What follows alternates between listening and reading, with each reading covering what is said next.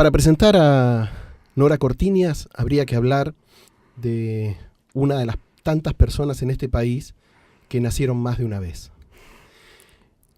Que nacieron cuando les tocó venir al mundo y también, en este caso, después de un 15 de abril del 77, cuando les tocó un impensado infortunio para la vida de cualquier persona. Para presentar a Nora Cortiñas hay que hablar de una doctora honoris causas de distintas universidades, entre ellas la Universidad Libre de Bruselas, en Bélgica.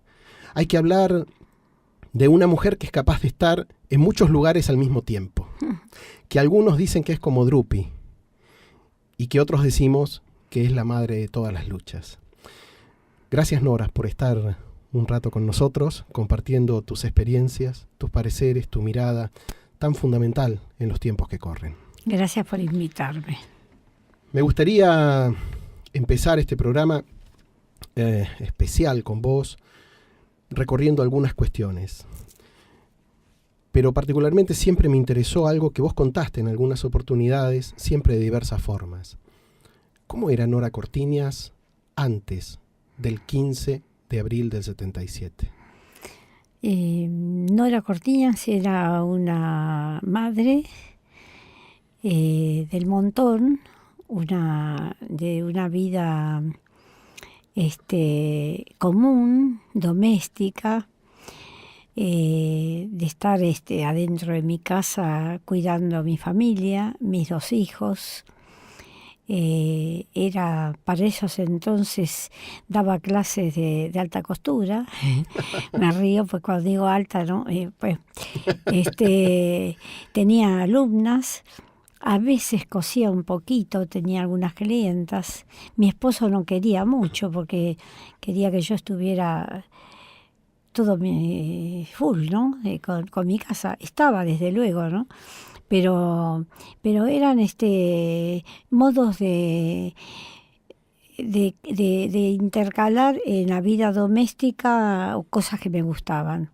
Me gustaba coser, me gustaba enseñar y bueno, mi esposo era muy trabajador y muy de no dejar faltar nada en casa y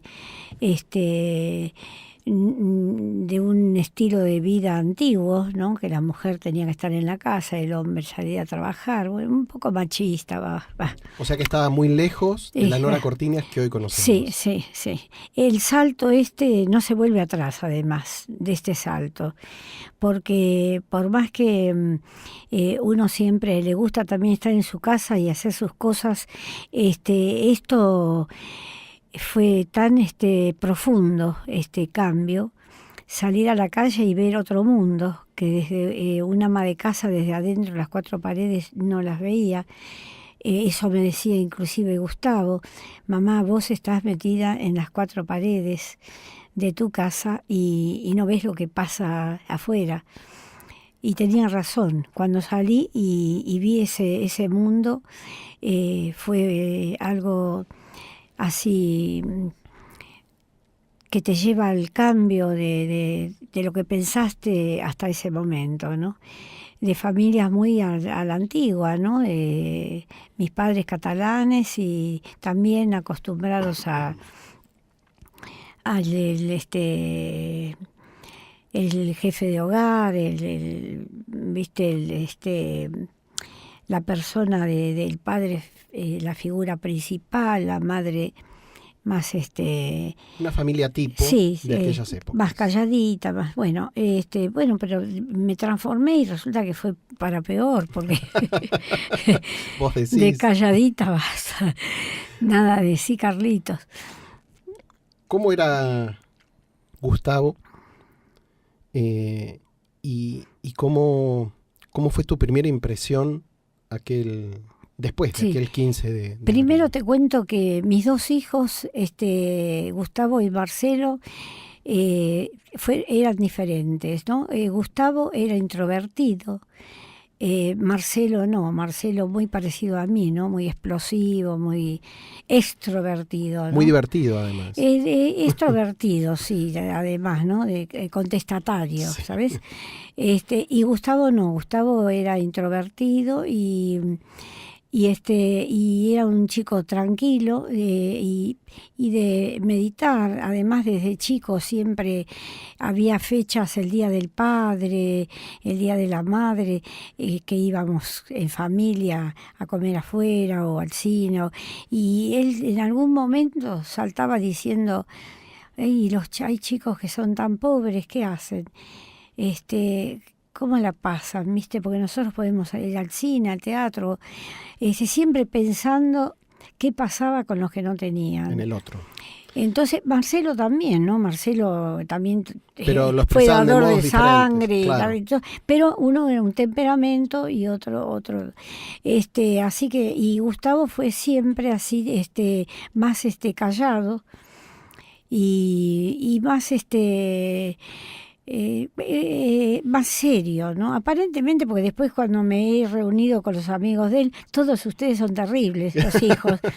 Después cambia mucho la conducta entre sí, la casa y la después sociedad, cuando está con ¿no? los amigos resulta que se divertía y era alegre, era juguetón, pero Él trabajaba en el Ministerio de Economía. él trabajó en la Comisión de Valores, en el INDEC, y bueno, en el Ministerio de Economía, en la parte de lo que era en esa época del INDEC, era los que salían a hacer los recorridos por las ferias, los precios, no me acuerdo ahora cómo se llama. En la parte de lo que relevamiento. hace Sí. el INDEC.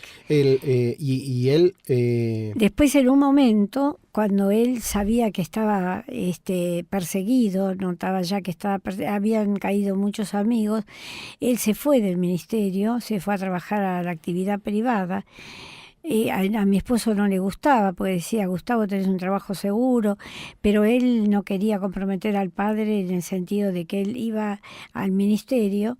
Mi marido desde los 13 años trabajó Claro. en el Ministerio de Y Economía. él ya tenía información de que había compañeros Él sí, que habían ya caído. había, sí, además estaba militando. Claro. En ese momento ya estaba militando. Entonces prefirió irse a la actividad privada, como todos los jóvenes que buscaban de trabajar en empresas. Ahí sabía realmente la realidad del país, Claro. cómo estaba, ¿no? Así que... ¿Y vos te acordás cuándo fue el primer día que saliste a la plaza? Mirá, yo a la plaza, Gustavo se lo llevan un 15 de abril. Hice todas las diligencias, corriendo de acá para allá, buscando ver organismos de derechos humanos. Fui a la Asamblea Permanente por los Derechos Humanos, a la Liga, que no estaba todavía, se estaba conformando, familiares recién.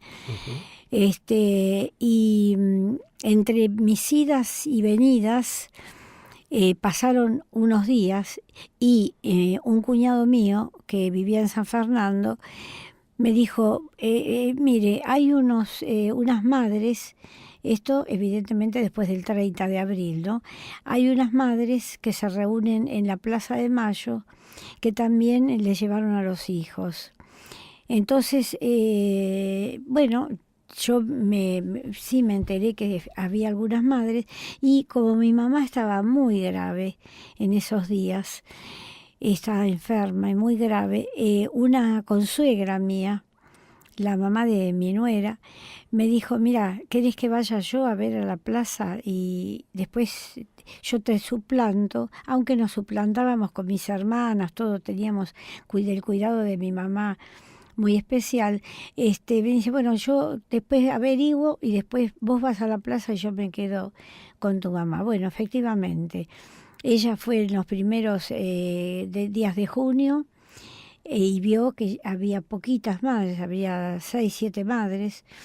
Y bueno, me dijo: mira, también se llevaron sus hijos y están buscando, están haciendo trámites.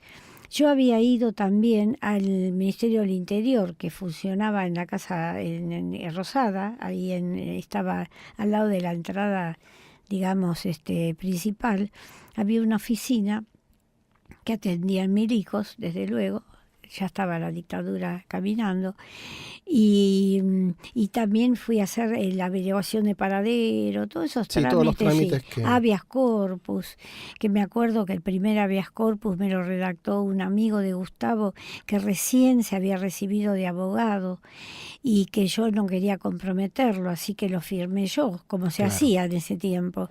Las madres, los padres firmábamos los habeas corpus porque teníamos miedo que los abogados se comprometieran. Igual te digo que la riqueza que tuvimos fue que estaba Emilio Mignone, Augusto Conte, Boris Pasic, que nunca hesitaron de firmar un habeas corpus. Y ya después, ya cuando fuimos varias madres que nos fuimos juntando, ya entonces ya se empezaron a hacer colectivos. Y a través de la Asamblea Permanente por los Derechos Humanos se encabezaba con Oscar Smith y el resto de todos los familiares el caso de Oscar Smith. Así que ese fue el comienzo, ¿no? Y yo te digo que el primer habeas que fui a hacer a La Plata, acá en Buenos Aires hice varios en esos días, y el primero que fui a hacer a La Plata fue justamente el día que falleció mi mamá. Habíamos quedado las madres en encontrarnos en la Estación Constitución para hacer el habeas corpus en provincia. Y bueno, ese día, a la mañana, muere mi mamá y mis hermanas me dicen, mira, hasta ahora la atendiste, la cuidaste, anda a hacer el habeas corpus por Gustavo. Así que me fui a encontrar con ellas en la estación de La Plata, con ese dolor de que me iba en ese espacio, ¿no? Pero bueno, ahí hay una escena que no me olvido más. Nos reunimos después, llegamos a La Plata, nos reunimos en un bar y me acuerdo que estoy con Eve Macia conversando un momento. Le digo, ¿cuánto hace que desapareció tu hija? Me dice, 8 meses. Ay, 8 meses, ¿cómo vivís? ¿Cómo estás viva? Y tenés que seguir luchando, Nora. Cada día es un día más, pero es un día menos que un día más que lo dejaste ver a tu hijo, un día menos que tenemos para esta lucha, para esta búsqueda. Es así, tenés que salir todos los días. Entonces, viste, ahí dije, y no te morís. Entonces hay que salir. Así que bueno, de ahí empezamos, ¿no? Y además ahí cada madre hablaba de su hijo, cómo era su hijo, ¿viste? Y nos identificábamos en el relato, en la mirada, en el entender a la otra, porque en ese momento nadie nos entendía, la familia nada más, pero después que salías del umbral de tu casa, nadie te entendía que tu hijo se lo habían llevado y que vos no sabías nada. Te decían, bueno, a lo mejor se fue a vivir a otro país porque estaba asustado. además No, estaba toda esa campaña ya todo, morbosa que de la cuidó a dictadura. su hijo, sabe dónde está su hijo, todo así, ¿viste? Y los vecinos que lo conocían, sabían cómo era Gustavo, ¿viste? Un chico excelente, como todos, ¿viste? Iba a estudiar, trabajaba, era buen amigo de sus vecinos, y en casa también, ¿no? Gustavo era los dos hijos míos, como son los hijos tuyos, como, ¿viste? Entonces, claro, cuando el vecino te decía, mira, a lo mejor se fue a vivir, y entonces ahí era cuando ya empezás a pensar que el único interlocutor fuera de tu casa es otra madre, otro padre que está en la Alguien que calle. hubiera pasado por la misma Sí, experiencia. y en realidad era otra madre y otra Claro. madre, porque los padres en ese momento, como el día que se determinó ir a la Plaza de Mayo, había madres y padres en el hall de la iglesia esa Estela Maris, donde atendía el Graceli Sí. que el otro día fui a dar testimonio sobre él en el juicio que están iniciando en San Martín. ahí se determinó el grupo de madres que estaban encabezado por Azucena, Villaflor de Vicenti, de empezar a ir a la plaza, pero los padres no. Pero además, primero porque se eligió el horario de las 3 de la tarde, que es hasta hoy, 3:30, y después porque con los padres no era lo mismo el clamor. Además nos creíamos que éramos intocables, hasta que se llevaron a las madres. Claro.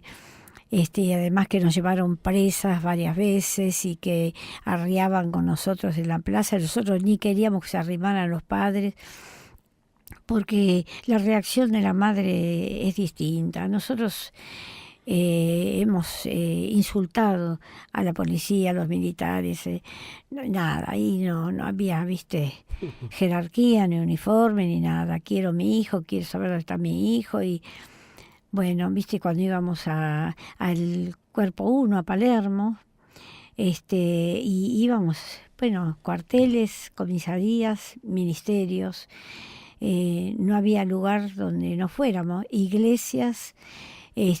También con los curas tuvimos muchos enfrentamientos. Hay un obispo, que no sé si vive, Oñañovic, que era de Quilmes, sí. Hasta el nombre difícil tiene. Muy fachista,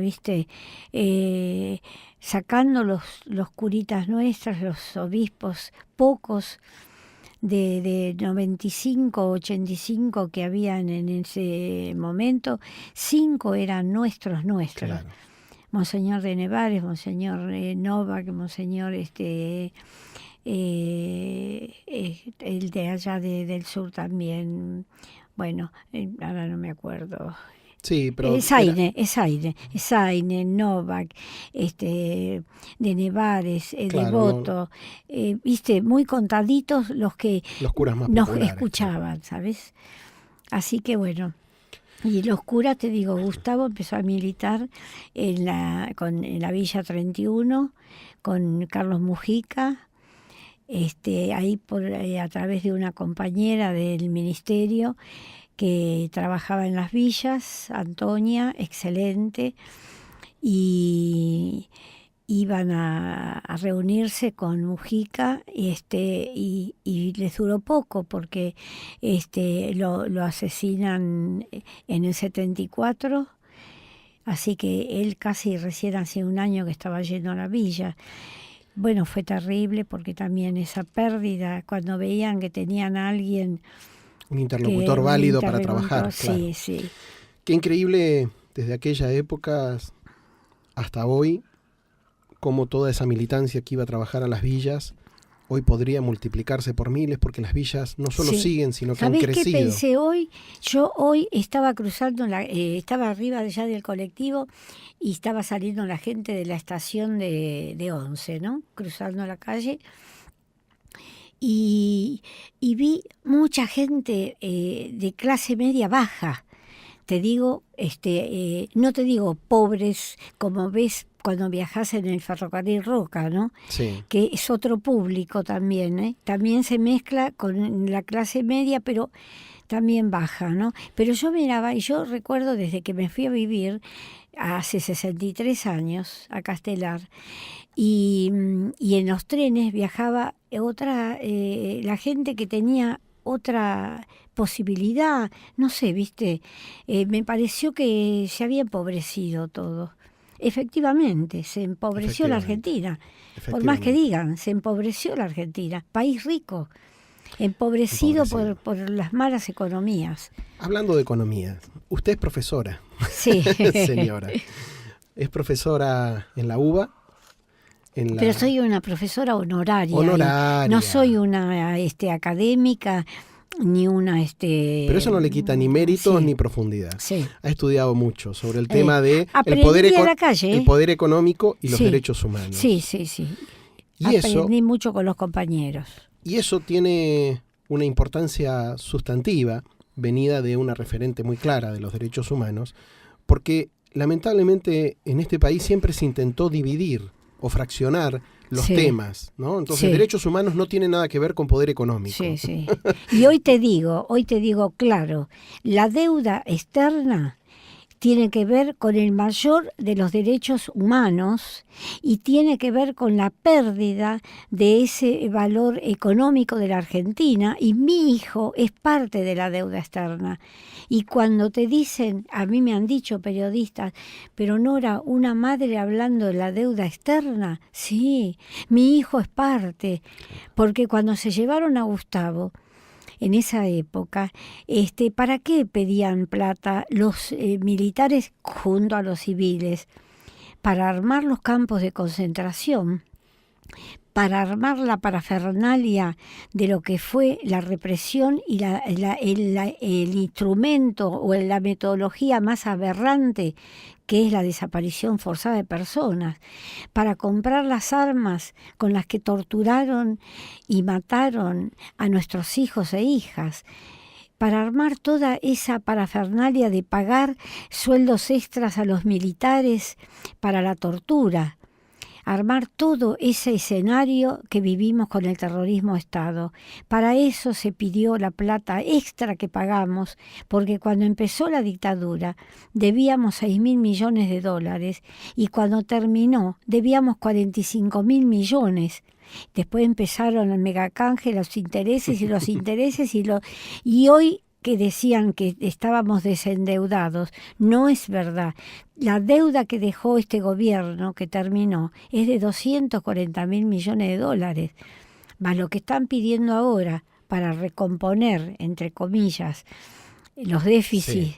¿No? Bueno, ya ahora no me quiero meter en este terreno de ahora mismo porque quiero ver qué pasa con la historia económica de la Argentina. Pero en principio vemos que los pasos que se están dando es para endeudarnos son más o menos claro. Cosas que hemos conocido, ¿no? Eso, me preocupa estos días la desocupación que se aviene, que ya está entre nosotros. Hoy fue todo la desocupación, escuchando por radio. Entre aquellas madres primeras que se reunían y que se trataban, por un lado, de consolar, de empujar, y de además abrazar. Te quiero agregar sí. Con el tema de la deuda. Nosotros, este pueblo, tiene que pagar una deuda que está impregnada de sangre, de muerte, de desapariciones, de una dictadura cívico-militar religiosa que contrajo la deuda, además llenándose los bolsillos, además de los crímenes horrendos que se cometieron. ¿Cómo vamos a seguir pagando esta deuda? ¿Cuándo se van a hacer auditorías y los que robaron tienen que devolver el dinero? Eso digo yo, te agrego porque a mí me tiene indignada el tema de los buitres sí y los buitres no. ¿Qué buitres? ¿Y los buitres de acá adentro que se llenaron los bolsillos? Con la sangre de nuestro pueblo. Eso es lo que tiene esta deuda. Disculpame que te interrumpo, pero me viene... Esto es una charla, estamos como entre casa. Así. No, te iba a preguntar, en realidad, entre aquellas madres iniciales, entre aquel movimiento de madres iniciales y este momento de hoy de los organismos de derechos humanos, ha pasado mucha agua bajo el puente, ha pasado absolutamente casi 40 todo. años. Y entre eso se ha luchado contra la dictadura, se ha luchado con... Y tratando civiles. De informar también a la sociedad civil en la dictadura y luego en los gobiernos civiles. Sí. Se ha interpelado a los distintos gobiernos civiles para que tomen el tema de los derechos humanos desde el lugar adecuado. Ha habido intentos de juicios, ha habido indultos, ha habido todo. Sí. No nos privamos absolutamente de nada en esta Argentina grandilocuente de locuras.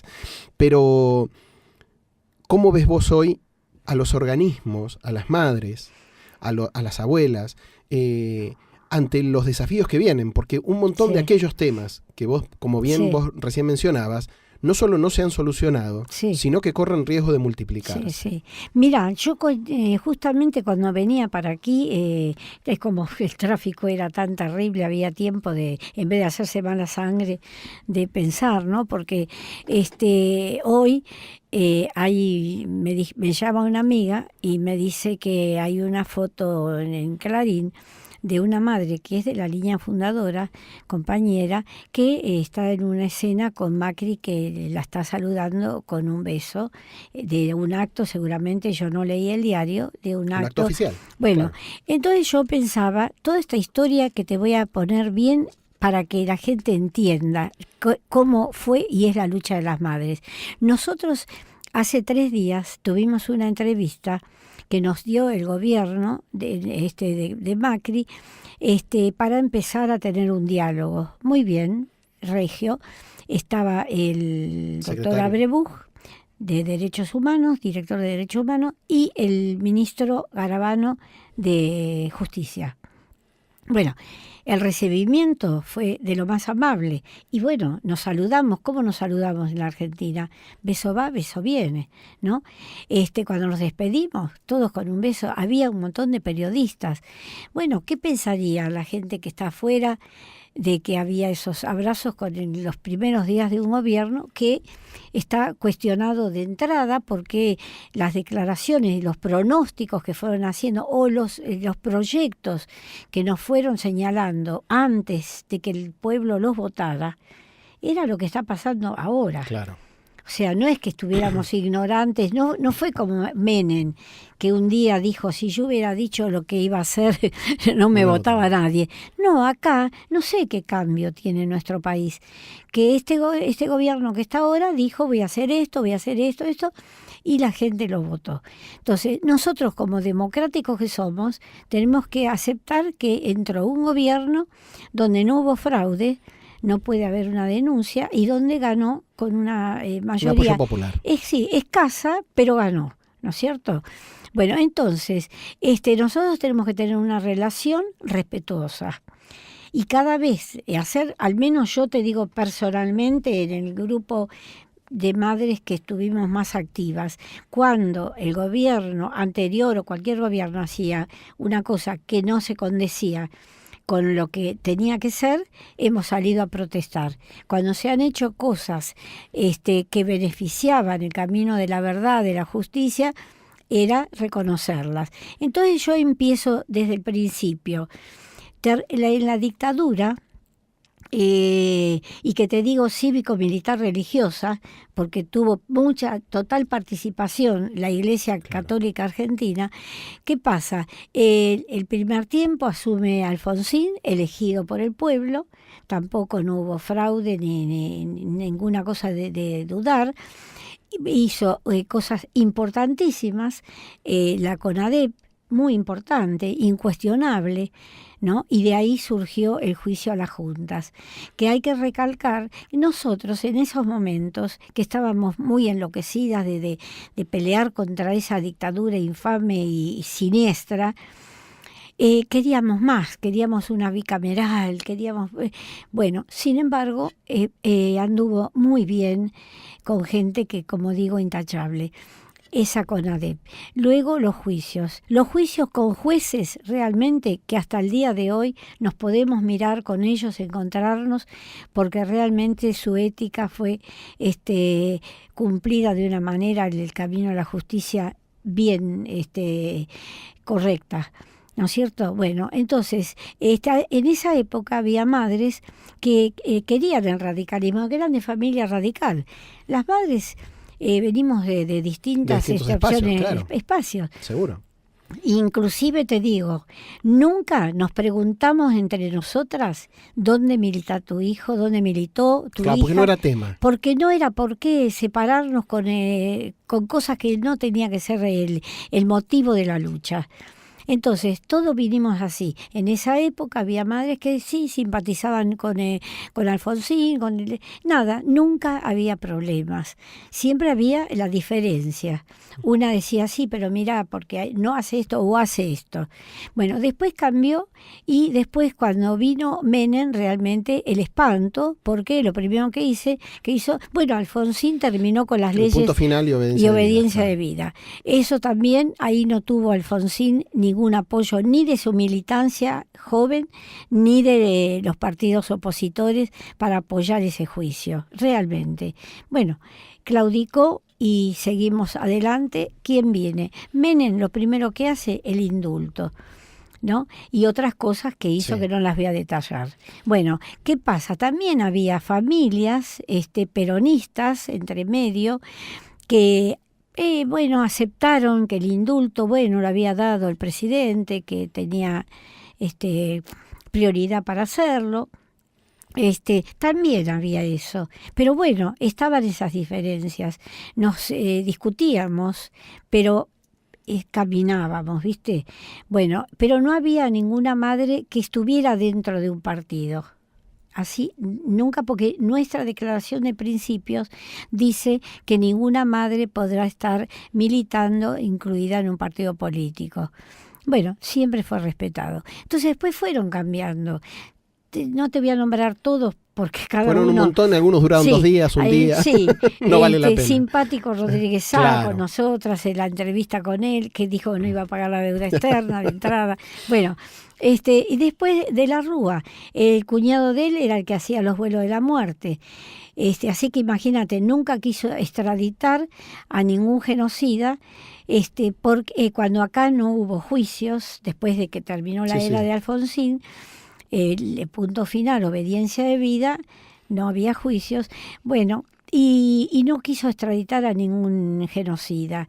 Entonces, siempre fuimos pasando de un gobierno a otro, siempre con la lucha en la calle, siempre cuando estaba la dictadura y cuando estaba gobiernos elegidos por el pueblo, estuvimos en la calle.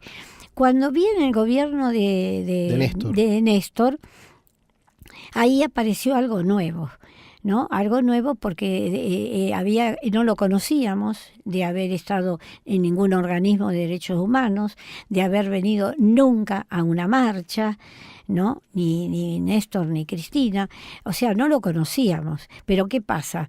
De entrada hace el primer acto de bajar el cuadro de Videla y ya empieza una era distinta. Un reconocimiento a lo que habíamos vivido, de lo que fue el terrorismo de Estado, y fue captando simpatías, y en ese caminar se fue perdiendo en algunos integrantes de los organismos ese estado de independencia que habíamos mantenido, independencia política. Y bueno, ahí empezó a cambiar un poco, como vos decías, esta historia de las madres.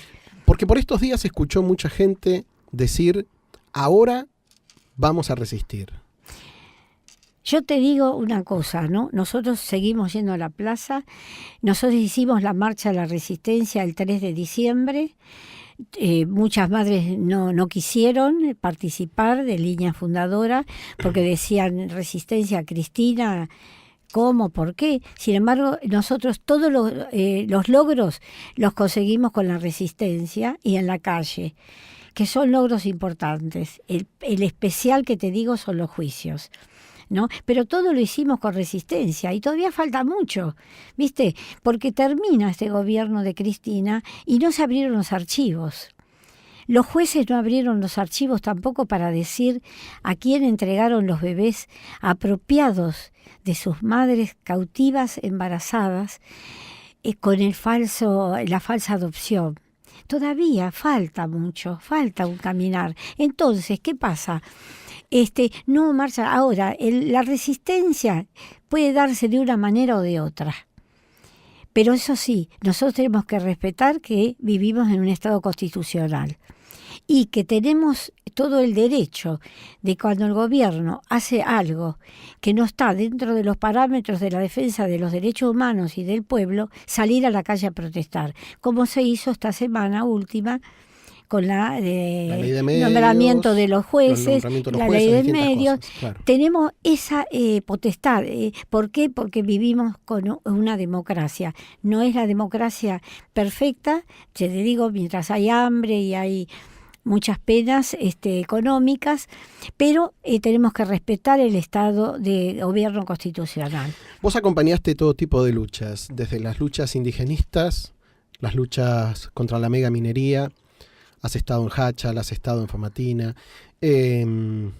La lucha por el gatillo fácil, sí, un tema tremendo. Sí. Especialmente de la provincia de Buenos Aires, del Gran Rosario, el Gran Mendoza, pero de todo el país, ¿no? Claro, que sí. De todo el país, en Río Negro, ¿no? Tremendo. Todo, sí. ¿En qué momento vos empezaste a sentir que este tema de los derechos humanos... Te quería agregar un poquito. Sí. que te quería decir de la era del kirchnerismo. ¿Sabés? También ahí hubo simpatías de integrantes de los organismos. Hubimos y estamos las que fuimos independientes, que seguimos siendo independientes, y haber apoyado en actos al gobierno no era que la madre militaba en un partido político, tenía también el derecho. Yo estoy un poco, indulgente ahora, porque a veces protesté, pero porque a mí mantener mi independencia me costó mucho. Claro. Y hoy por hoy, ¿no? Entonces, pero uno tiene que entender, había una simpatía, un agradecimiento por las cosas que se venían otorgando, que no habían pasado en otros gobiernos, y entonces lo lógico es que la que tenía ganas de estar cerca de las autoridades... También tenía su derecho y su potestad. Claro, tenía todo su derecho. Entonces, eso es lo que digo. Y hoy esta foto que sale de Elia, que es de línea fundadora, aunque es más separada, porque ella participa tampoco no es partidismo político, pero participa en la comisión de jubilados de la CTA. Bueno, entonces tampoco es que ella fue un acto que estaba el presidente de la República y se acerca el presidente a saludar y sale eso diciendo una madre de línea fundadora, claro, como ya con una especie de acusación. La verdad es que sería de agradecer que los presidentes o las personas del poder se acerquen a saludar a una madre con una actitud de respeto, porque hubo tantos años donde las madres tuvieron que ir a gritar para ser escuchadas. Claro, entonces yo digo, no veamos el mal en eso, porque sí va a traer resquemor. Pero es el problema de la Argentina, las fotos, ¿no? Si estás con tal en la foto o estás en la foto con tal, sos tal cosa, ¿no? Digamos, ya creo que ayer salió también una editorial de La Nación tan asqueroso como el que decía no a la venganza. Ayer yo no lo leí, pero sé que hubo una acusación a actores, actrices de las fotos con el gobierno. Sí, ha habido una nota del diario La Nación. Claro, pero escúchame, sí, porque los actores que habían sido en un momento beneficiados con una ley o una amplitud, una puerta abierta, también elegían, ¿no es cierto? Por supuesto, y además muchos de ellos ya traían militancia anterior. Claro, todo. Entonces yo creo que eso nos quieren separar siempre, ese periodismo amarillo que te quiere separar. Que lamentablemente pone el foco en esa secundariedad, cuando de verdad hay otros elementos importantes por los cuales podríamos agarrar a cualquiera de los gobiernos que abordemos, ¿no? Esto que decíamos recién, durante los 12 años del kirchnerismo pasaron hechos que todavía no se pueden explicar. Desapareció Jorge Julio López. Arruga. Mataron a Luciano Arruga. Escondieron el tema de Luciano Arruga hasta que fue insostenible. En el caso Arruga fueron cómplices todos los estamentos de poder, todos. La jueza, el fiscal, el médico, el policía, todo. Porque cuando el pibe al final torturado lo largan a la ruta, hasta el que maneja la ambulancia se hace cómplice, porque en la puerta de ese hospital su familia estaba preguntando si estaba su hijo ahí. Estaba ahí. Entonces, qué complicidad. Qué infamia hay, porque hacen cómplice a gente que después yo me figuro que va a la casa y debe decir, mirá, yo lo recogí y lo llevé al hospital y la madre estaba pidiendo por él.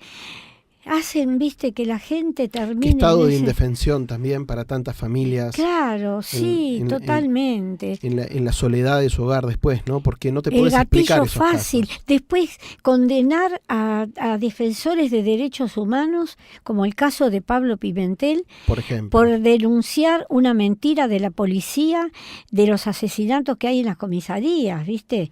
De que se ahorcó un pibe y saben que no, que lo hicieron ellos. Bueno, todas esas cosas. Sí, después, o dejar sin laburo a periodistas. Y dejar sin laburo a periodistas. que denunciaron determinado tipo de cosas. Claro, ¿viste? Entonces, por eso yo digo que es todo relativo y que aún cuando la Argentina, el pueblo creció, porque desde la época de la dictadura cívico-militar religiosa ahora, el pueblo creció políticamente. La conciencia política creció. La gente gente entiende más cuando le están mintiendo, que leen o ven por televisión un hecho y dice, esto se lo plantaron, ¿viste? Bueno, hace poco al negro Suárez le Claro. quisieron sacar el registro porque dijo al fiscal del caso de un pibe que iban a condenar que el hecho que estaban comentando había sido plantado y quisieron sacarle hasta su título y suspenderlo, toda una cosa de Sí. locos, ¿viste? Para empezar a cerrar la Hoy nota, tenemos, ¿viste? Que tendríamos ¿viste? para 2 horas. Sí, 3 nosotros, horas. vos con todo lo que hablás, podemos hacer 20.000, aparte toda tu experiencia vital es como 7 vidas de nosotros. Nosotros deberíamos pensar hoy una Argentina para el futuro. ¿Cuál es la mirada de las madres? Cuando las madres se juntan a tomar café, en esas cosas, en esa cocinita interna, digamos, que tienen, Sí. casi de chismerío interno en el cual ustedes dialogan. De verdad, ¿cuál es la imagen que tienen de la Argentina? Porque ustedes vienen con la experiencia, entonces, Sí. de la experiencia de haber pasado tantos gobiernos, tantas circunstancias, hace que uno pueda tener desde dónde tirar una proyección, ¿no? Con los datos que tiene hoy. Mira, primero, como la búsqueda total de la verdad y la justicia es permanente. Que se abran los archivos, seguimos. Yo hice un habeas corpus en diciembre, pienso hacer en marzo, seguir con mis habeas corpus. Quiero saber qué pasó con mi hijo, y otras madres lo harán y otra gente lo hará o no, bueno, cada uno decide, ¿no? Pero nosotros lo que tenemos es que la proyección es, primero, que vamos recogiendo las banderas de lucha de nuestros hijos, de nuestras hijas. Las madres hemos armado una tecnicatura de música que funciona en la ex-ESMA. Nos preocupa el futuro de los sitios de memoria, de eso hablamos cada vez que ahora nos reunimos. ¿Qué va a pasar con los juicios principalmente? La preocupación mayor son los juicios, porque nosotros queremos una Argentina que sea como hasta ahora una ventana al mundo por la lucha contra la impunidad de crímenes atroces. Eso no se baja de ahí. Vamos a seguir. ¿Esto se lo pudieron manifestar al Sí, presidente de la sí. Nación? No, al presidente no No, estuvimos, al nuevo- estuvimos con con con el Garabano y con el doctor Abreu. Sí, lo expresamos y hubo documentos importantes. ¿Fijaron compromiso ellos? Ellos tomaron el documento que llevó la Liga Argentina por los Derechos del Hombre, un muy buen documento que empezaba justamente pidiendo la anulación de la ley antiterrorista, muy importante, y medidas sobre seguridad y sobre los juicios. Entonces, ¿qué queremos? Queremos primero que sigan los juicios como motivo fundamental, que se abran los archivos.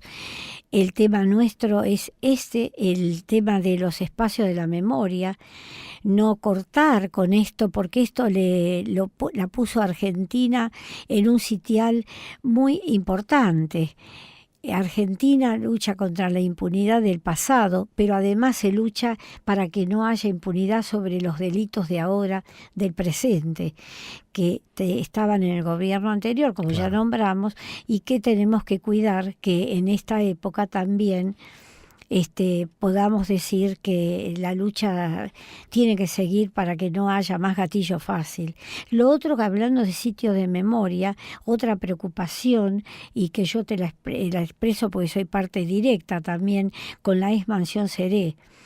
Se hizo un trabajo ahí tan extraordinario con ese espacio, porque no se perdió el núcleo del pasado. Ahí no hay olvido en ese lugar, no hay posibilidad de olvido. Ahí estuvo un lugar de tortura, de muerte, y un lugar que lo queremos mantener, porque eso sin hacer algo, digamos, que no puedan ir los chicos, ahí van los colegios, ahí van los vecinos, ahí han hecho un rescate del pasado y han hecho la parte nueva con una parte de deporte para todo el barrio, que es un trabajo muy extraordinario. Y también eso nos daría pena que se echara por tierra ese trabajo, porque... ¿Y el Banco Nacional de Datos?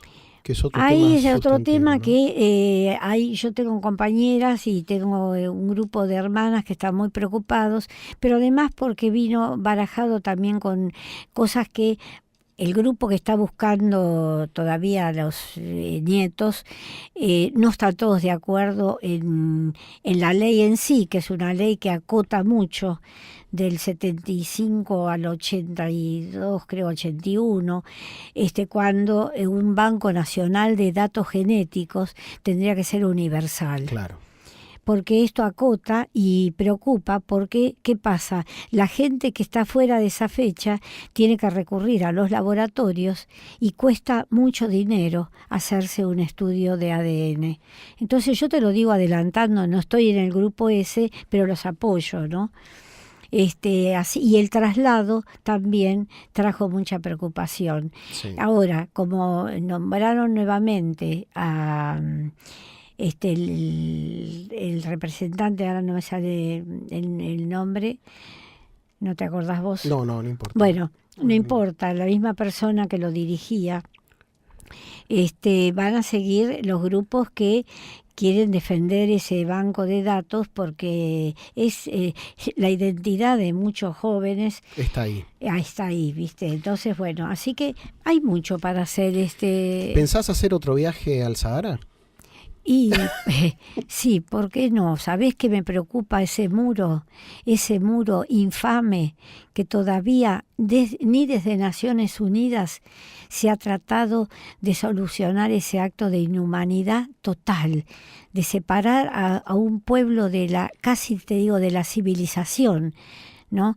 Por un gobierno marroquí que es tapado siempre. Estamos hablando del pueblo saharaui, ¿no? Sí, de los saharauis. Lo otro es la persecución a los kurdos también. Yo te quiero contar un detalle muy personal, ¿no? Igual.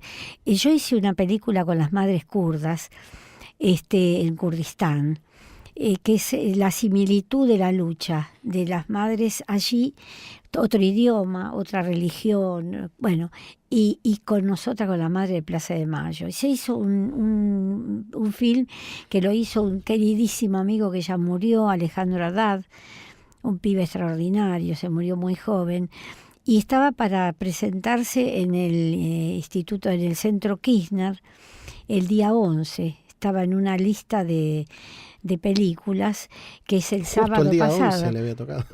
Le había tocado el día 11. ¿Querés creer que este gobierno dice que por unos días no iba a funcionar el Claro. centro? Así que han trasladado todo. Así que... Bueno, habrá que hacer fuerza para que vuelva a programación. Porque es para verla, porque que tenga ¿viste? su reprogramación, ¿no? Sí, pero te digo, no es un hecho grave. Pero a veces es muy bueno ver Sí. esos paralelos, Sí. porque eso también nos permite comprender en el marco de qué mundo suceden Sí, determinado sí. tipo de Y cómo cosas. hay ¿no? una metodología infame, que es la desaparición forzada de personas, que se lleva a cabo todavía en algunos países y que es el crimen más aberrante. Es el crimen que es total. La desaparición es el crimen de crímenes, así, abarca todo, ¿no? Por eso queremos que se abran los archivos, que nos digan qué pasó con nuestros hijos e hijas. Es hora. Y yo creo que a lo mejor este gobierno, vamos a seguir insistiendo. Con este gobierno, al menos yo te digo, a mí me pasa que las cosas que estén bien voy a reconocerlas, pero lo que está mal voy a salir a la calle con todos los que tengamos que salir a la calle. Por último, en el último minutito me gustaría, vos trabajás con el feminismo, trabajás con los necesitados, con los indigenistas, Sí. trabajás con todos los grupos humanos, sociales, habidos y Todo por haber. donde no hay justicia. Todos te ubican dentro de ese emblema o símbolo de la lucha. Si tuvieras que decirle a cada uno de ellos, pero de un modo genérico, algo, me gustaría que... ¿A quiénes? A todos los luchadores sociales. Sí. ¿Cuál sería el mensaje que Que no hay que dejarías? bajar los brazos. Para nada, mira, tanto para la búsqueda de la justicia y la verdad en el caso nuestro que no es único. Por ejemplo, la megaminería a cielo abierto que nos intoxica, nos mata, los agrotóxicos, Monsanto, la Barrigold, la Chevron, me preocupa. Estás haciendo un montón de amigos. Sí, bueno, sí, acá los que me escuchan van a decir, basta, cortala el dial y chao. Me preocupa mucho eso porque hay muertos. Claro. Hay muertos en Córdoba, en Famatina, en el sur, envenenados en San Juan, envenenados con el cianuro, ¿no? Yo fui 2 veces y cuando volví en el último viaje había perdido la voz. Sí, te vi yo en la plaza. Sí, ese día. efectivamente que se ve que el aire, la tierra, bueno, y lo otro que me preocupa sobremanera son las comunidades indígenas, sobremanera, porque viven en una pobreza que no es la que yo te dije que había visto cruzar la calle hoy, No. en una pobreza total, ¿no? Por eso los 10 meses que estuvieron en el acampe y que no fueron escuchados por Cristina, a mí me marcó mucho, políticamente y humanamente me marcó mucho, porque no querer poner su oído para escuchar un reclamo que con solo escucharlos, si después no lo podía solucionar, es otra historia, pero haber puesto su oído y haberlos respetado como seres que están reclamando algo muy justo. Me dolió. Los huichí, los lavaclet que estuvieron, Sí, y todos, los mapuches, en todo el país, ¿no es cierto? A mí me tiene muy mal eso también, porque nosotros despertamos a este mundo de los indígenas hace pocos años que se empezó a difundir, ¿no? Y que empezamos a ser amigos, ir...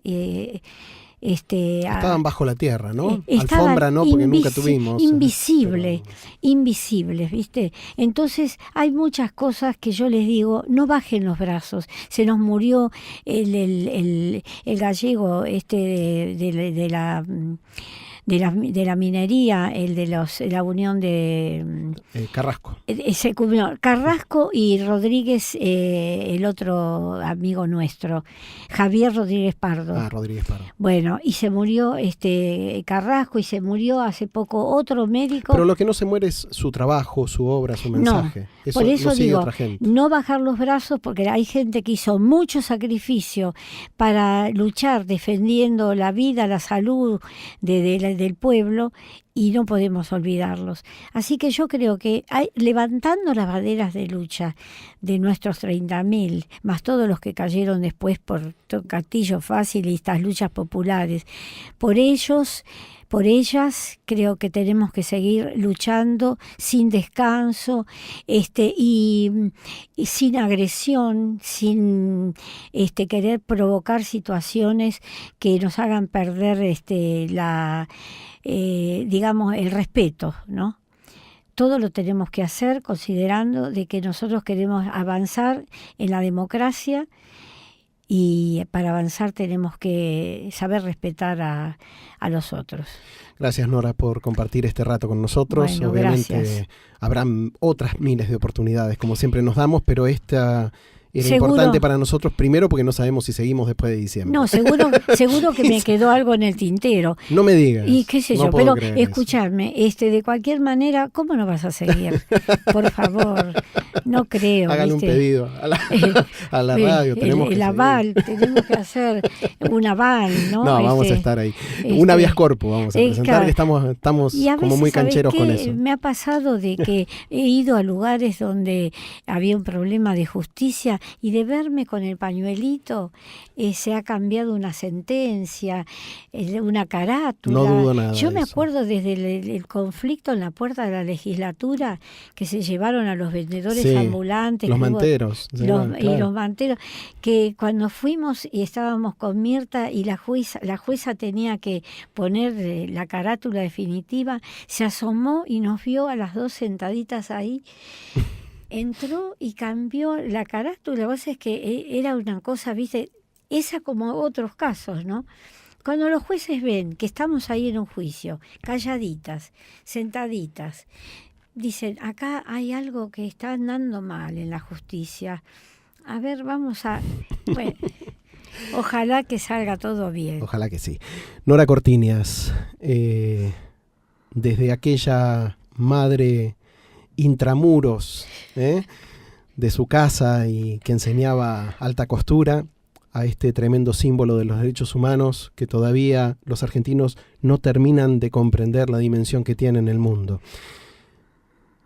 Gracias, madre, por estar al frente de todas las luchas. Gracias, hijo. Hijos, hijas.